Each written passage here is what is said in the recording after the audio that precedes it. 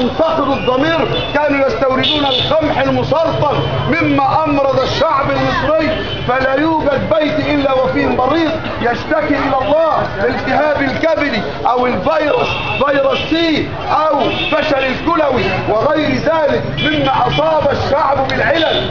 رؤية الحزب ضرورة الاكتفاء بالغذاء. الفلاح وهو عماد الثروة والثورة.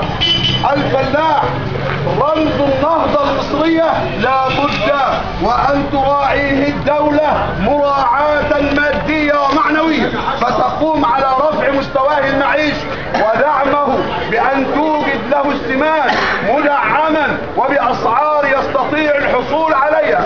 كما أن التقاوي لا بد أن تكون هناك مراكز بحثية لإنتاج تقاوي عالية الجودة، دعم الفلاح في الإنتاج حتى يستطيع إيصال إنتاجه إلى أعلى مستويات وبدون ضغوط وبدون أن يمد يده لأحد. هذا بالنسبة للإنتاج. فإذا كذلك بيضع الحزب أيضا هناك مشروعات قومية زراعية، الاستصلاح في الساحل الشمالي وفي شمال بحيرة السد. دكتور خالد عودة يقول هناك 4 مليون فدان جاهزة للزراعة. الساحل الشمالي جاهز للزراعة الآن، أكثر من 300,000 فدان.